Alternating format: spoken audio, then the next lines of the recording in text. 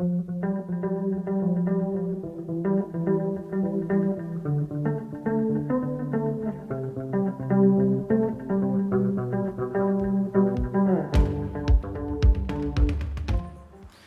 my name is Josh Alton. I'm with HPI Hot Bodies. I'm the designer of the World Championship winning Hot Bodies D8 and currently the runner-up in the World Championship. We just missed our back-to-back world title, but not too bad.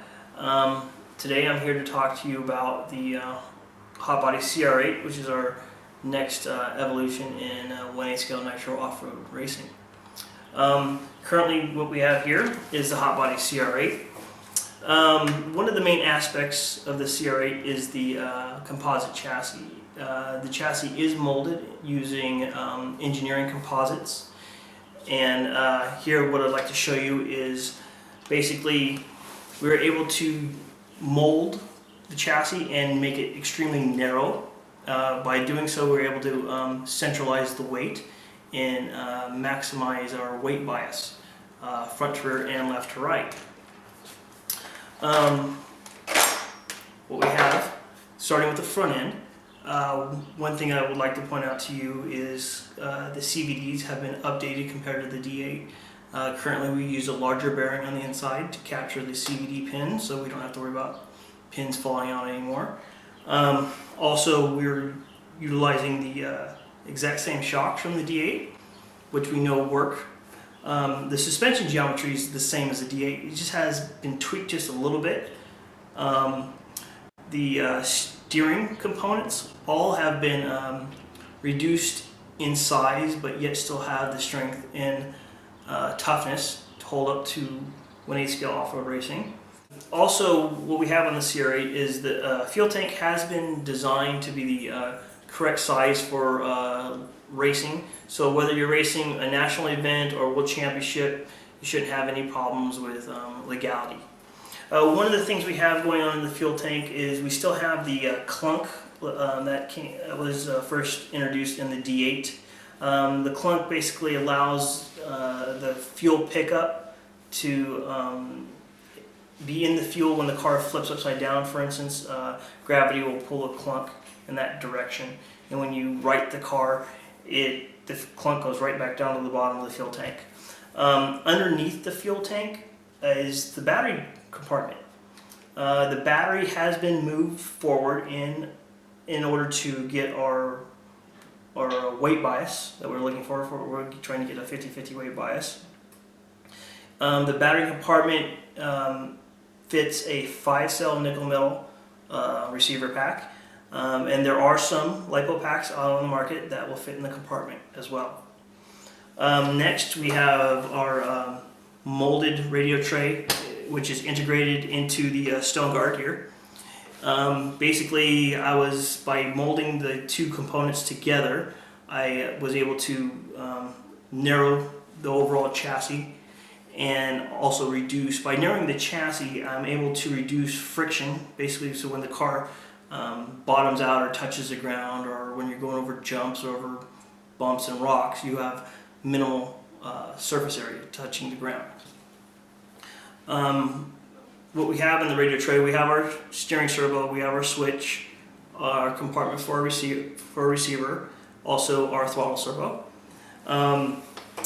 The center diff is exactly the same as the D8 center diff. The brake linkage has been updated along with the throttle linkage. So the traditional D8 linkage basically is 180 degrees apart. Here we're 90 degrees apart. So now the brake rods go front to back, and then the throttle is in the same location as the D8 and operates the exact same way. We've also updated our air filter.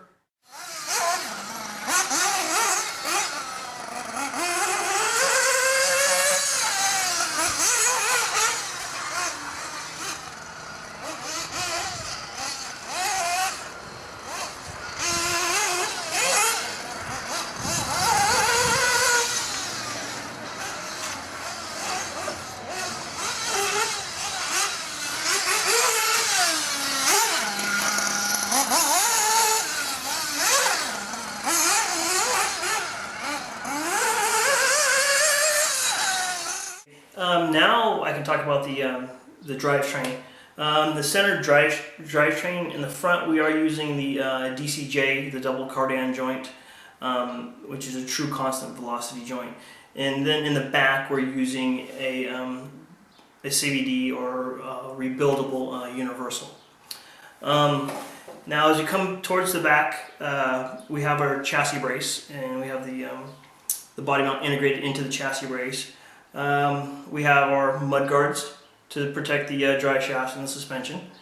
Also, the shocks are exactly the same off the D8. The rear geometry is based off the D8, just tweaked a little bit to help with the performance. The wing mounts are new. Their weight is minimized. They're very strong. They're holding up. The wings is the same off the D8. The suspension arms have actually been redesigned. As you can see, they're as smooth as possible on the bottom. Basically, what I didn't care about on the D8 was all the little pockets where dirt could get collected. So what's nice about this is we have a smooth arm and you don't have as much dirt collecting in it. The arms are symmetrical, so you can use one arm left or right. The rear hub carriers are also updated as far as geometry, and they also use a larger bearing to capture the CVD pin, so we don't have to worry about those coming out. No more loose set screws. The engine itself sits on an aluminum plate. As we can see here, it's an aluminum chassis insert. So that helps with some cooling and also with strength.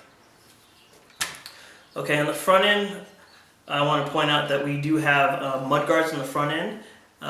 Currently, as far as I know, we're one of the first ones to do it. It's very nice, and basically, if you're behind somebody, whether you're lapping them or something, it prevents the buildup of mud and dirt on the shocks and the springs. So you have your shocks and springs working more consistently throughout the run. The front spindles and carriers are aluminum. That's how they will come in the kit. The rear hub carrier is also aluminum.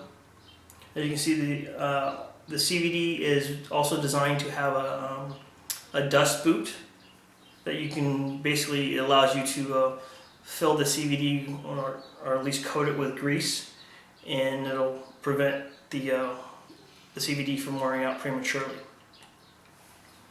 The shock towers are 5 millimeters thick, front and rear. One of the nice aspects about this design is that the shock towers actually sit over the gearbox, so they are quite a bit stronger. It reduces the shear on the screws themselves. The front arms, are redesigned also compared to the D8. And they are symmetrical left to right. Let's see. One of the nice things about this particular design and molding the chassis has allowed me to actually design it so that you can remove the front and rear center drive shafts without actually having to pull the differentials out. Traditionally, as far as I know, all the cars in the market, you pretty much have to pull the front diff out, then you can remove the pinion gear. Or pull the rear diff out, then it allows you to remove the rear pinion gear. Well, with the CR8 chassis, we have designed it such that just 4 bolts and a cover come off, and you can take your center drive shaft assembly out. And basically that allows you to do maintenance on your center drive shaft easier, allow you to replace bearings or do maintenance on the bearings, and same thing, do maintenance and replacement on the pinion gear, both front and rear. One of the other aspects that we have with the molded chassis is we actually have front and rear aluminum skid plates. Now the front and rear aluminum skid plates are nice because usually if you run an abrasive track or just have a lot of run time on your chassis, usually the front and rear end of the chassis are what you wear out the quickest.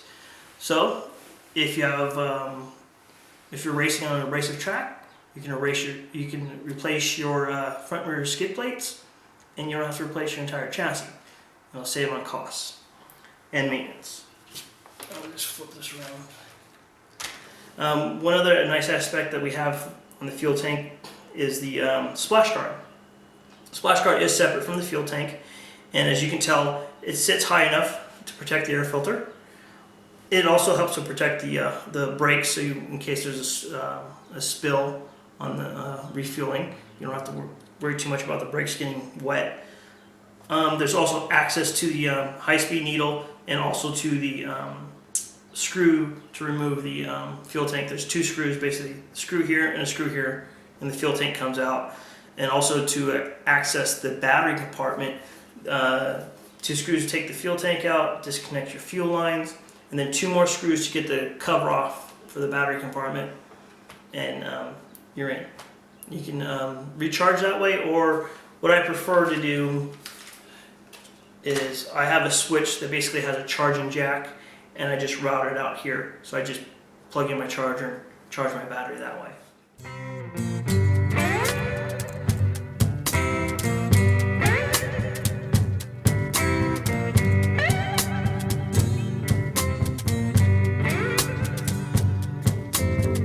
I am the little red rooster, too late